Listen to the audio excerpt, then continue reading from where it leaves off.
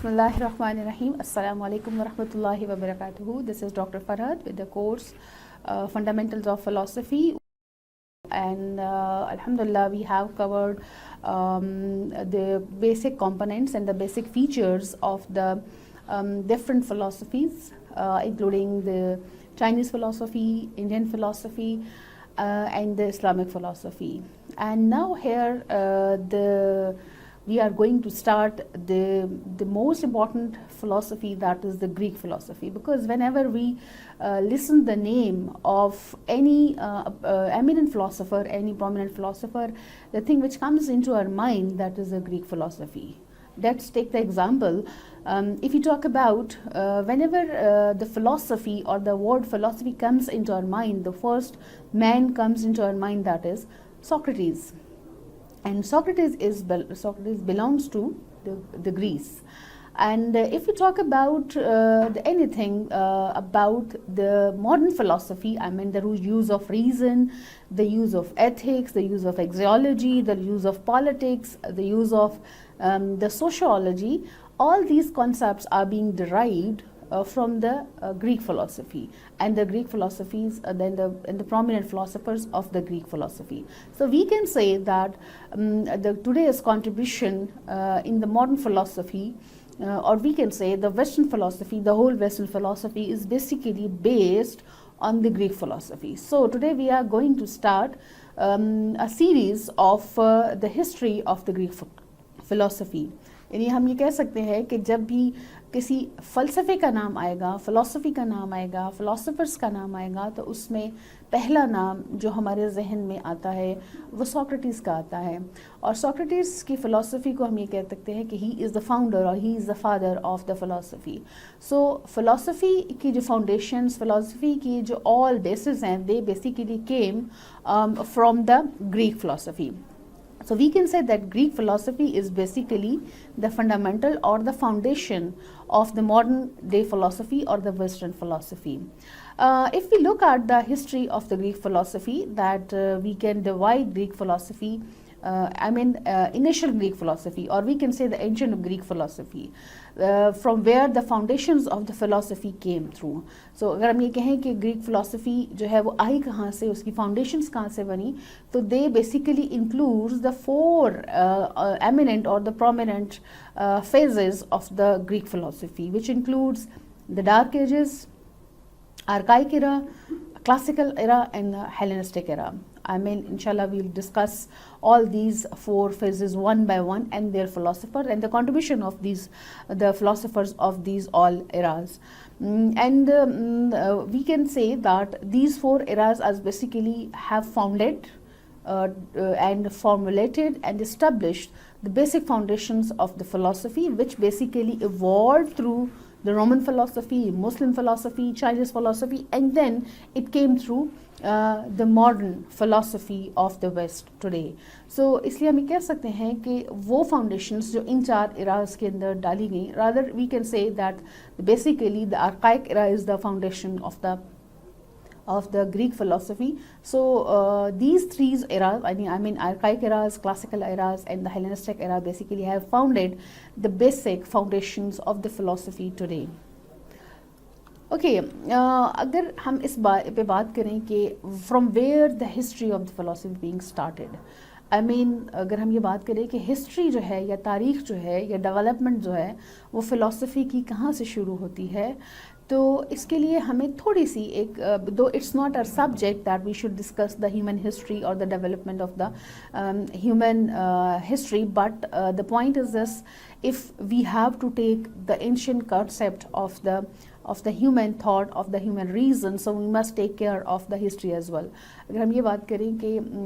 जो है वो फ़िलासफ़ी जो है उसका आगाज़ कब से हुआ, तो हमें थोड़ा सा हल्का सा एक तारीख़ के अंदर, हिस्ट्री के अंदर जो है वो एक इंसानी सोच को, इंसानी डेवलपमेंट को जो है एक हल्का सा उसको देखना पड़ेगा. हम इतनी डिटेल में तो बात नहीं करेंगे, हम सिर्फ ये बात करेंगे कि जो फ़लसफ़ा है इसके अंदर रीज़न का इस्तेमाल, किसी चीज़ के ऊपर عقل کا استعمال، وزڈم کا استعمال جو ہے وہ انسانی سوچ نے کب کرنا شروع کیا، یا انسان نے کب اس کے اوپر سوچنا شروع کیا. تو اس کے حوالے سے جس کو ہم یہ کہہ سکتے ہیں the history of the human philosophy is basically being started from the agricultural revolution. And around, it's basically around 12,000 years ago. We can say that it's been the more around about the 12,000 years ago. تو ہم اس لیے کہہ سکتے ہیں کہ جو انسانی تاریخ کے اندر جب انسان نے سوچنا شروع کیا، یا انسان اس قابل ہوا کہ وہ اپنی عقل کا استعمال کر کے سوچنا شروع کرے اور سوچنے کے بعد لکھنا شروع کرے، تو اس کا سٹارٹ جو ہے، اس کا آغاز جو ہے وہ آپ کے ایگریکلچرل ریولوشن سے ہوا. بیکاز اس سے پیچھے جو فیز ہے، اس سے پیچھے جو ایرا ہے انسان کی زندگی کا، انسان ہیومن ہسٹری کا، وہ بیسیکلی ہے اسٹون ایج. اور اسٹون ایج میں انسان جو ہے وہ اتنا سویلائزڈ نہیں تھا، اتنا پروگریس نہیں تھا کہ وہ اپنی سوچ کو استعمال کرتا، اپنی ریزن کے لیے استعمال کر کے جو ہے اپنے لیے عقل کے ذریعے جو ہے وہ اپنے جو ہے وہ لکھنے پڑھنے کا جو ہے وہ کام کر سکتا. تو اس لیے ایگریکلچرل ریولوشن کے ساتھ جب انسان کو تھوڑا سا اس کی زندگی جو ہے وہ فیسیلیٹیٹڈ ہوئی، اس کی زندگی جو ہے وہ تھوڑی آسائش ہوئی، تو تب انسان نے جو ہے وہ سوچنا اور لکھنا جو ہے وہ شروع کیا. اوکے، تو جب ہم بات کرتے ہیں انسانی تاریخ کے اندر سوچنے کی اور عقل کے استعمال کی، تو یہ عقل کا استعمال، جیسے کہ ہم نے بات کی کہ عقل کا استعمال جو ہے انسان نے جو ہے وہ ایگریکلچرل ریولوشن کے بعد کیا. اور یہ ایگریکلچرل ریولوشن جو ہے وہ سٹارٹ ہوتا ہے right after the stone age. Because stone age میں انسان کی سوچ محدود تھی، انسان کی ضروریات محدود تھیں. تو انسان کا جو مین فوکس تھا وہ ضروریات زندگی، یعنی غذا کا حصول اور غذا کا استعمال جو ہے، یا اپنے لیے جو شیلٹر جو ہے، یا اپنے لیے جو ہے وہ گھر بنانا اور گھر کو جو ہے وہ تحفظ دینے کے حوالے سے انسان کی سوچ صرف اس بات تک محدود تھی. لیکن جو ہی انسان نے جو ہے وہ بیج بونے کے بعد اس سے فصل تیار کرنے کا جو آغاز کیا، جس کو ہم ایگریکلچر ریولوشن کرتے ہیں. اور ایگریکلچر ریولوشن میں جب لیٹر آن جب the iron age and the bronze age have been emerge, تو وہاں پر انسان مزید ترقی کرتا گیا. تو ہم یہ کہہ سکتے ہیں کہ انسان کی جب زندگی پر آسائش ہوئی اور انسان نے آسائشوں کا استعمال شروع کیا، یعنی اپنی ضرورت سے زائد جو ہے وہ اپنی پروڈکشن اور اپنی ضرورت سے زائد چیزوں کا جو ہے اس کے پاس استعمال جو ہے اس کے پاس ہوا، یا اس نے جمع کرنا شروع کی، تو وہاں سے انسان نے اپنی عقل کا استعمال کرنا شروع کیا اور اپنی ریزن کا استعمال کرنا شروع کیا. تو اس کے لیے ہمیں دیکھنا پڑے گا کہ ایگریکلچرل ریولوشن جو ہے وہ سٹارٹ کب سے ہوتا ہے. ایگریکلچرل ریولوشن کی جب ہم بات کرتے ہیں تو basically the philosophy started from when human beings started thinking, as I already mentioned that when the human has started thinking and writing, so the philosophy basically start from there, because when the human being have started thinking about what he is basically going to think, so at that time the philosophy history is being started. So we can say that this started from the after or the emerging during the time period of the human civilization that started from the agricultural revolution or agriculture era, because this era is basically linked with the fertility of the land and the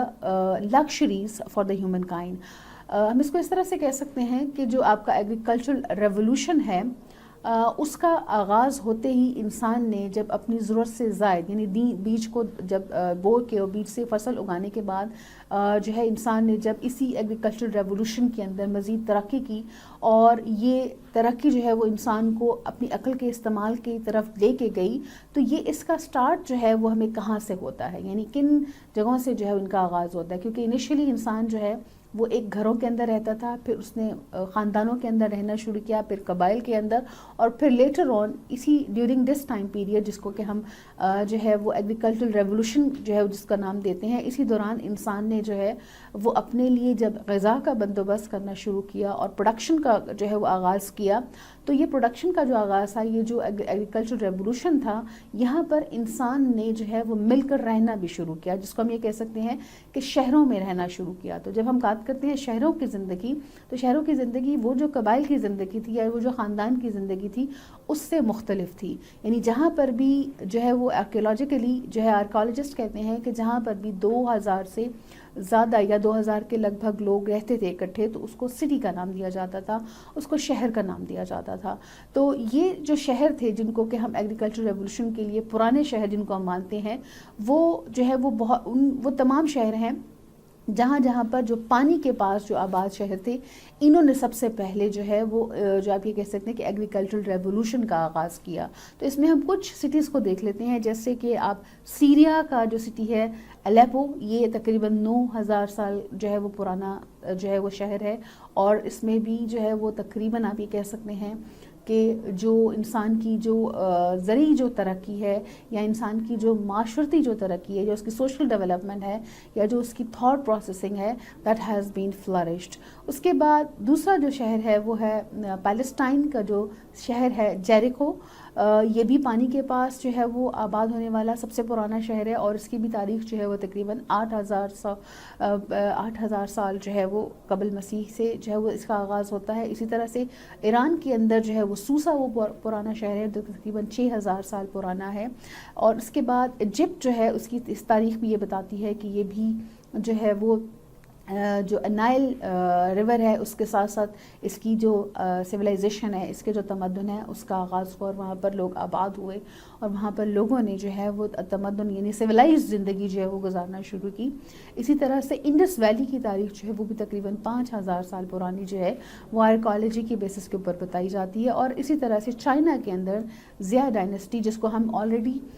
جو ہے وہ Chinese فلسفی کے اندر جو ہے تھوڑا سا ڈسکس بھی کر چکے ہیں, اس کی تاریخ, اس شہر کی تاریخ بھی تقریباً 4000 سال پرانی ہے. ان تمام شہروں کی جو تاریخ ہے وہ یہ بتاتی ہے کہ یہاں پر لوگ جو تھے وہ بڑی سویلائزڈ زندگی گزار رہے تھے. تو جب ہم بات کرتے ہیں سویلائز زندگی کی, تو سویلائز زندگی جو ہے وہ ڈفرینٹ ہے, وہ مختلف ہے اس زندگی سے جو کہ انسان سٹون ایج کے اندر گزار رہا تھا. تو سویلائز زندگی گزارنے کے لیے انسان نے گھر بنائے, ایک تمدن کا آغاز کیا, ایک معاشرتی زندگی کا آغاز کیا, اور یہیں سے انسان نے جو ہے وہ سوچنے سمجھنے اور عقل کے استعمال کا آغاز کیا. تو اس لیے بہت سارے جو ہسٹورینز ہیں وہ یہ کہتے ہیں کہ یہیں سے انسانی تاریخ میں جو ہے وہ فلسفے کا آغاز جو ہے وہ ہوتا ہے.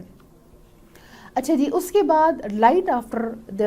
the agricultural revolution there is a bronze era or the bronze civilization. یعنی آپ یہ کہہ سکتے ہیں کہ انیشلی جب انسان نے ایگریکلچر کا آغاز کیا یا پلوئنگ سٹارٹ کی, تو وہاں پر اس کے پاس جو نیسیسٹیز تھیں یا جو نیڈس تھیں وہ بہت لمیٹڈ تھی. Later on the man has started using the bronze and for the plowing, especially for the purpose of plowing. یعنی پلوئنگ کے لیے, ہل چلانے کے لیے جو ہے جب برونز کا استعمال شروع ہوا تو یہاں سے انسان نے جو ہے اپنی پروڈکشن جو ہے اپنی ضرورت سے زائد جو ہے وہ کرنا شروع کی, کیونکہ اس کے پاس کم وقت میں زیادہ وسائل جو ہے وہ آنا شروع ہوئے. So we can say that the bronze age is basically evolved from 6000 years ago. I mean bronze کا جو استعمال ہے انسان نے وہ تقریباً 6000 سال جو ہے وہ پہلے کرنا شروع کیا. اور اسی کے ساتھ یعنی اسی سے اگلا جو ایرا تھا اس کو ہم آئرن ایج کہتے ہیں, کیونکہ برونز کی جو ڈیولپمنٹ ہے, جب برونز کی جو ترقی ہے وہ انسان کو لوہے کے استعمال کی طرف لے گئی. اور بہت سے آرکیالوجسٹ کا یہ کہنا ہے کہ سب سے پہلے نائجیریا کے اندر آئرن کا استعمال جو ہے وہ انسان نے کرنا شروع کیا. اور آئرن ایج کے بعد جو فالوونگ ایج تھی وہ اسٹیل ایج تھی. یعنی برونز اور آئرن کو ملا کے پھر انسان نے جو ہے زیادہ طاقتور جو ہے وہ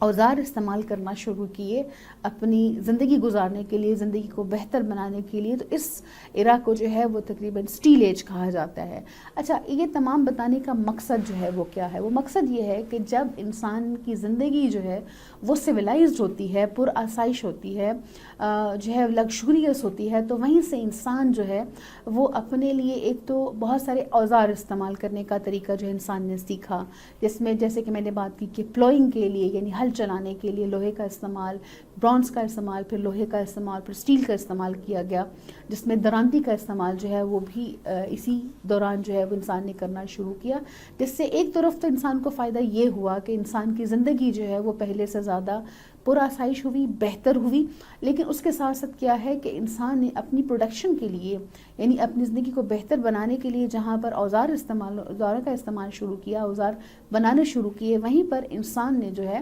وہ اپنے لیے ہتھیاروں کا استعمال بھی جو ہے وہ شروع کیا. تو اس لیے اس دوران جو ہے وہ بہت سارے ایسے جو ہے وہ چینجز بھی آئے انسانی تاریخ کے اندر، انسانی معاشرے کے اندر، ہیومن سوسائٹی کے اندر، کہ انسان نے جو ہے وہ ایک دوسرے کو جو ہے وہ جینڈر بیسس کے اوپر اور جو ہے وہ ٹرائب بیسس کے اوپر اور جو ہے وہ کلر بیسس کے اوپر ایک دوسرے کے اوپر جو ہے وہ طاقت پانا شروع جو ہے وہ کر دی.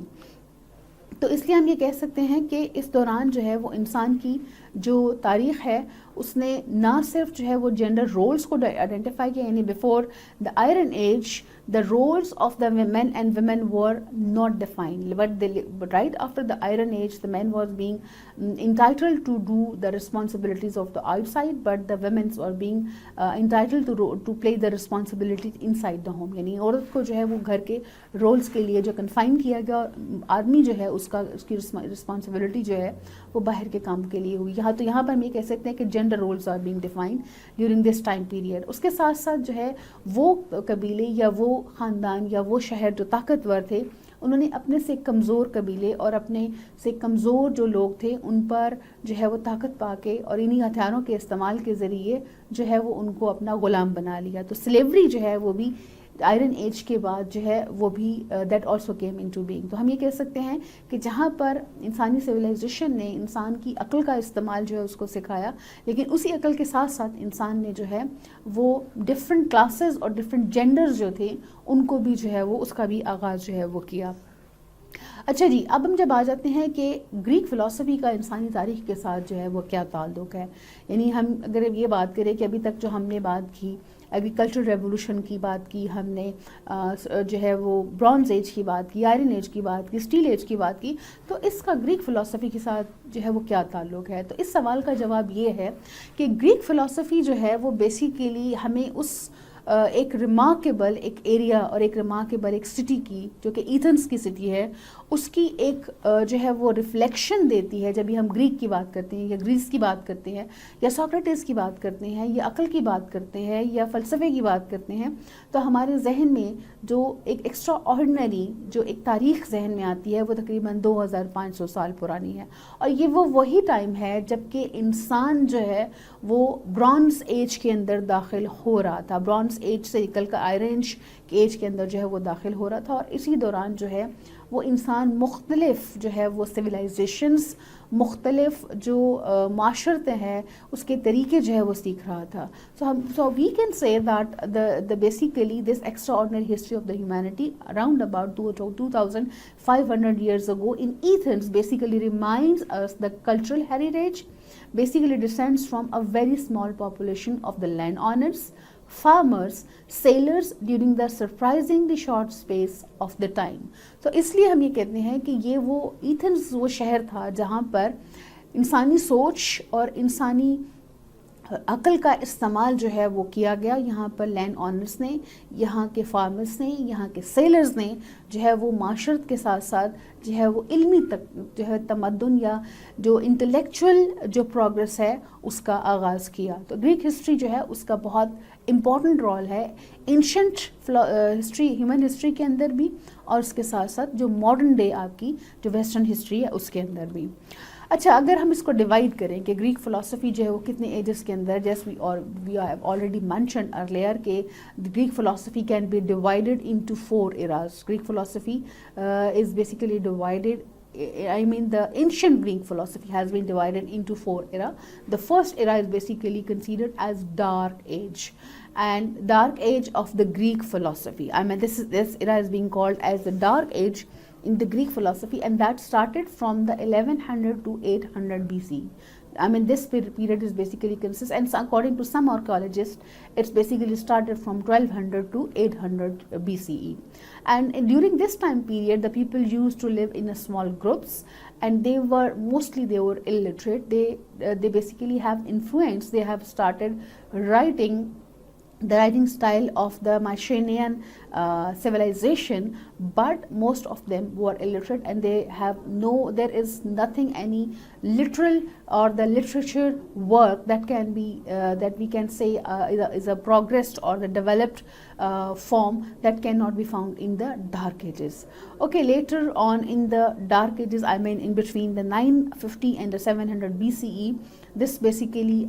we can find some initial writings of the Homer and the Hesiod during this time period. The only thing which we can find during the Dark Age of the Greek philosophy is the use of alphabets. I mean, the Greeks have started using alphabet system, and they have shifted their alphabets use of system from Mycenaean to the Phoenician style. Okay, then the Dark Ages philosophy is basically being followed by the Archaic Age, and Archaic Age is basically, we can say this is started from 800 to 480 BCE, more than 440 years. Basically this includes the Archaic Age, and Archaic Age basically we can say the foundational age of the human thought in the Greece, or the foundational age of the using of reason into the Greek philosophy. So this can also be called as pre-Socratic philosophy as well, and the famous philosopher, inshallah we will discuss one by one all these philosophers. A famous philosopher during this time period includes Thales, Anaximenes, and then Pythagoras, and then Heraclitus, Anaximander, Parmenides, Anaxagoras, and the Democritus, and the Sophist school of thought. So these are basically called as pre-Socratic philosophers who basically have founded the foundations of the philosophy.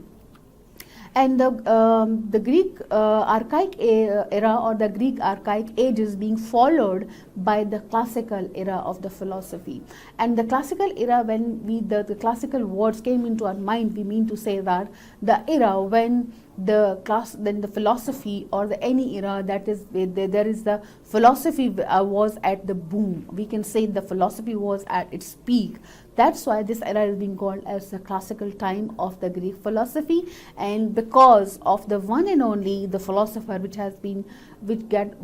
got most popularity than any of the other philosopher, that is Socrates. I mean, this era is also being called as Socratic era of the philosophy as well. And the other philosophers includes the right immediate student of the Socrates, Plato, and then Aristotle. These three philosophers have basically made this whole era as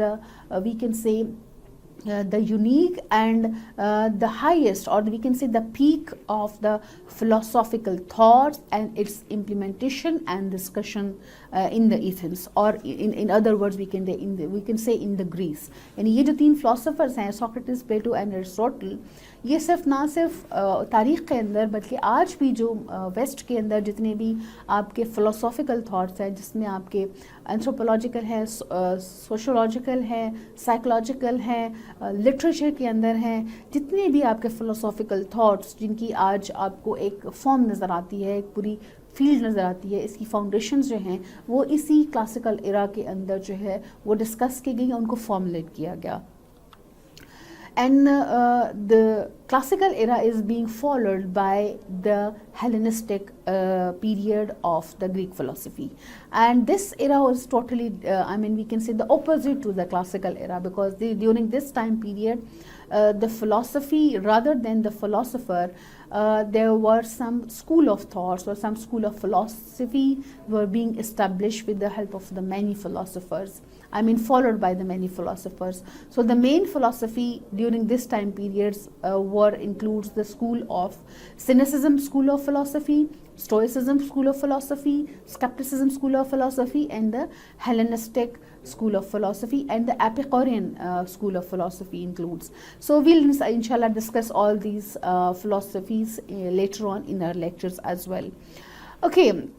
Today we are going to have some main or the major points of the Dark Ages. آج ہم بات کریں گے کہ dark ages جو Greek فلسفی کے اندر تھا اس کو ڈارک ایجز کیوں کہا جاتا ہے, ڈارک ایج کیوں کہا جاتا ہے, اور اس ڈارک ایرا کے اندر جو ہے کیا کوئی فلسافیکل رائٹنگز یا کیا فلسافیکل کام جو ہے وہ ہمیں نظر آتا ہے. سو we can say the Greek dark ages refers to the time period between the end of the Mycenaean civilization and the start of the Greek archaic period. ہم یہ کہہ سکتے ہیں کہ the dark ages is basically in between the influence of the Mycenaean philosophy on the Greece. It's basically the Greek ancient time. Mycenaean جو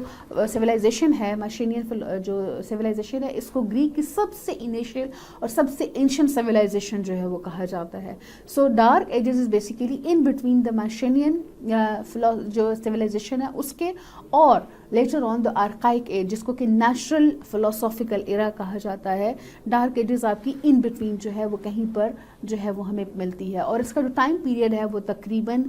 300 years ہے, اور according to some archaeologists it's between 1100 to 800 BC, and some says that it is in between the 1200 to 800 BC. So the Mycenaean civilization is the group of people who basically flourished during the late Bronze Age. جیسے میں نے بتایا کہ Bronze Age were basically we can say the start of the point where the human being have started thinking and writing. So یہ ہم کہہ سکتے ہیں کہ the Mycenaean civilization is very much influenced by this era, and that was included the time period of the 700 to 1100 BCE. So the culture of this region and time were associated with the legendary stories of the Bronze Age and their heroes like Odyssey, Achilles, and during Trojan Wars and the military striking king of the Agamemnon. So یہ جو time period ہے جو مائشینین جو civilisation ہے یہ زیادہ تر اگر ہم ہسٹوریکلی ان صفات کو کھولیں تو وہ جو ٹروجن وارز کے اندر جو ہیروز تھے یہ زیادہ تر ان کی ریفلیکشن کو جو ہے وہ ان کی سٹوریز کے اوپر اور ان کی سٹوریز کو بیان کرنے کا جو ٹائم پیریڈ تھا یہ مائشینین سویلائزیشن کے اندر ہوا تھا. تو ڈارک ایجز کے اندر اپنا کوئی کام نہیں ہوا, اپنے کی رائٹنگز نہیں نظر آتی, البتہ جو اس سے پیچھے کی جو مائشینین جو سویلائزیشن ہے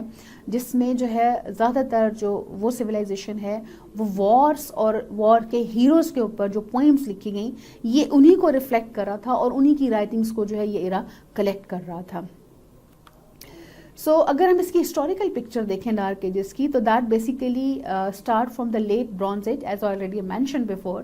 The age to the early Iron Age, it's basically we can say the ending age of the Bronze Age and the starting age of the Iron Age. So historian believes that this period was violent, sudden and culturally disruptive. Unlike the Mycenaean civilization, this era was considered to be as abrupt or the sudden or disruptive because there was no any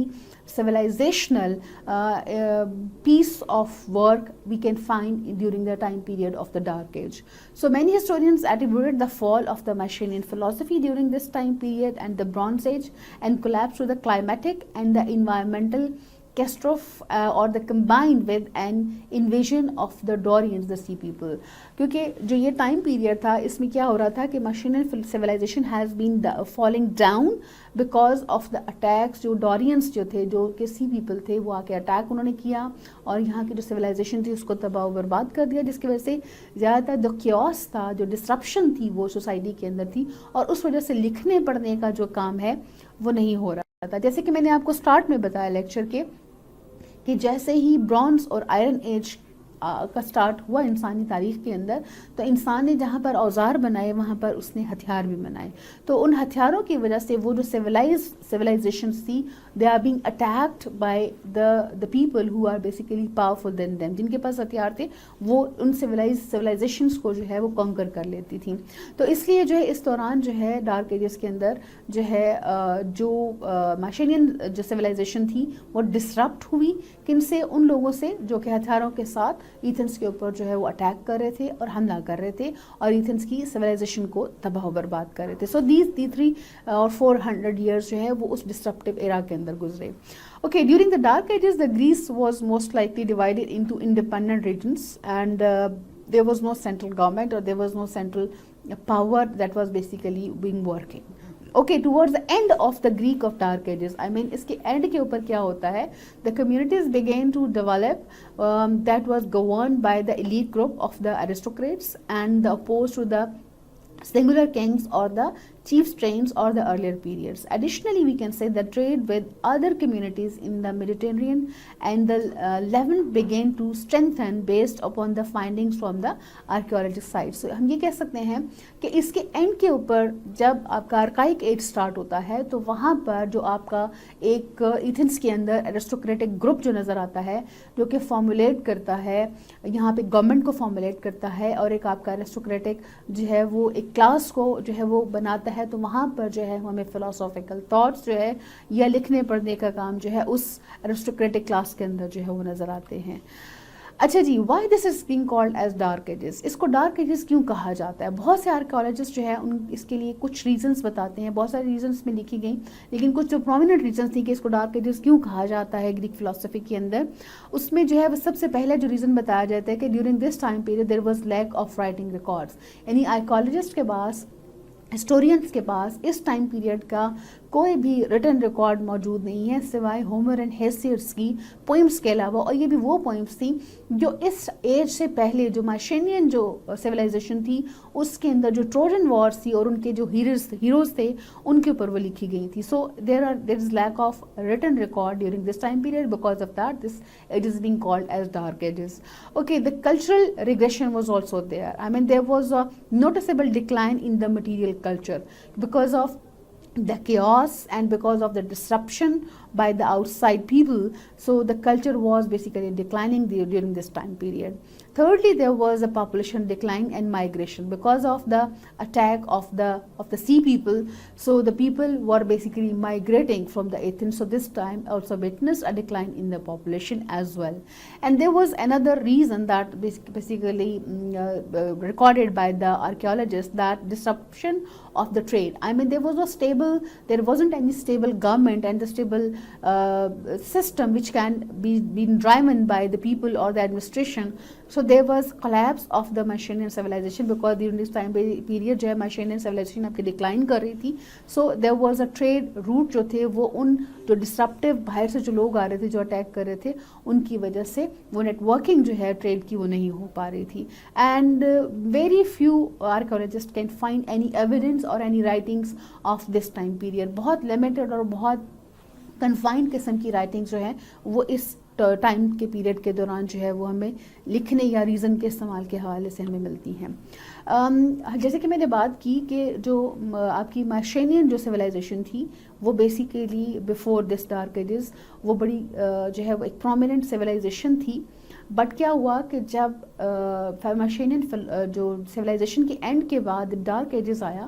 تو اس کے بعد یعنی dark ages کے in between dark ages کے بعد جب آرکائک age آتا ہے تو ان بٹوین جو ڈارک ایجز تھا وہاں پر the people of the Athens or the people of the Greece have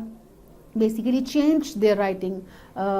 style. I mean their writing alphabets. They have started using Phoenician writing system rather than the Mycenaean writing system, the Mycenaean writing style. So we can say that the Greek relearns how to write once again, right after the era at the end of the Dark Ages. But this time, instead of using the linear B script, they basically have used by linear B script of the Mycenaean. They basically have adopted and they prefer the use of the Phoenician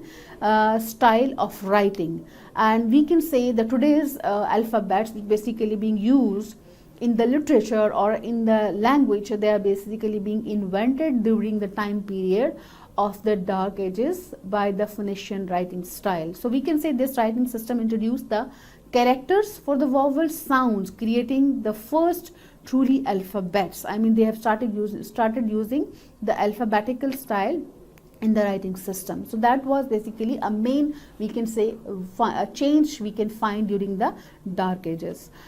What is the difference between the Phoenician and the Mycenaean? یعنی اب آپ کے ذہن میں ایک question آ رہا ہوگا کہ Mycenaean اور Phoenician جو اسٹائل ہے وہ کون سا ہے اور کہاں سے یہ آیا. تو Phoenician جو اسٹائل تھا وہ آپ یہ کہہ سکتے ہیں that was a civilization originated in the eastern Mediterranean, primarily located in the modern Lebanon and the coastal Syria and the Israel. یہ اس civilization سے جو ہے انہوں نے adopt کیا Phoenician style of writing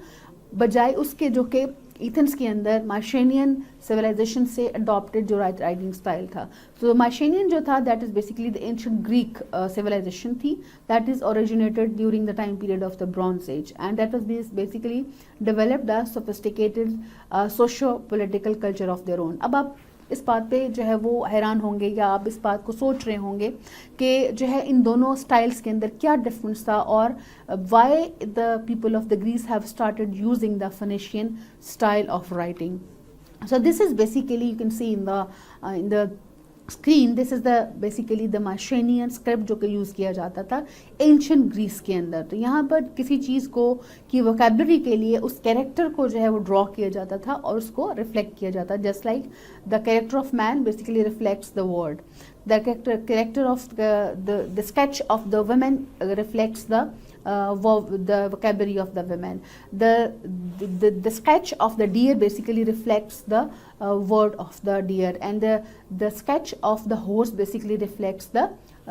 vocabulary of the horse. So اس طرح کے جو ہے وہ جو اسکیچز تھے یا جو آپ کی جو ڈیجٹس تھے وہ آپ کے ڈیجٹس کی جگہ جو ہے وہ اسکیچز یعنی لائنرز جو ہے وہ آپ کا بی جو ہے کا استعمال جو ہے وہ کر کے چیزوں کو جو ہے ان کا انٹرپریٹ کیا جاتا تھا, ان کی ووکیبلری جو ہے وہ بنائی جاتی تھی. لیکن جو آپ کا فنیشین جو رائٹنگ اسٹائل تھا وہ آپ کا کیا کرتا تھا, وہ آپ کا ریفلیکٹ کرتا تھا آپ کے الفابیٹس کو, جیسے کہ آپ کے الفابیٹس کا اور الفابیٹس کے ساتھ نئی ووکیبلری جو ہے اس کو بنانے کا استعمال جو ہے وہ فنیشین سے جو ہے وہ گریکس نے لیا. یہ دیکھ لیجیے آپ کو اسکرین پر نظر بھی آ رہی ہے کہ یہاں پر جو ہے وہ ڈیجٹس جو ہے ان کا استعمال کیا گیا, اسٹارٹ کیا گیا, اور ان ڈیجٹس کو جو ہے انہوں نے فنیشین جو ہے وہ رائٹنگ اسٹائل سے جو ہے وہ اڈاپٹ کیا, اور after later on these are basically have been flourished and developed, اینڈ آج کے جو الفابیٹس ہیں ان کی فارم انہوں نے اختیار کی. سو رائٹنگ اسٹائل کی جو اڈاپٹیشن تھی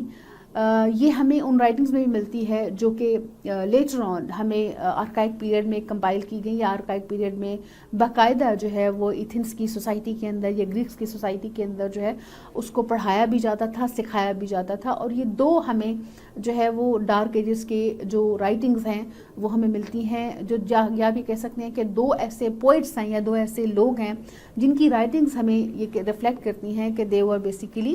دا لیٹر ایجز, جو جن کی رائٹنگز جو ہے وہ ہمیں نظر آتی ہیں ڈارک ایجز کی. ایک ہے جو ہے وہ آپ کا ہومر اینڈ دوسرا ہیسیڈس. یہ دو لوگ تھے جن کی ایک سیریز آف پوئمز ہے جو کہ ریفلیکٹ کرتی ہے ڈارک ایجز کی رائٹنگز کو. اس میں ہومر جو ہے اس کی رائٹنگز کے اندر ایلیڈ اینڈ آڈیسی جو ہے یہ ایک سیریز ہے پوئمز کی, اور اس سیریز میں زیادہ تر جو ٹروجن وارز کے جو ہیروز تھے ان کی سٹوریز جو ہے اس کو بیان کیا جاتا تھا, یا ان کی سٹوریز کو یا ان کی جو ہے فیلنگز کو جو ہے ریفلیکٹ کیا جاتا تھا پوئم کے ذریعے.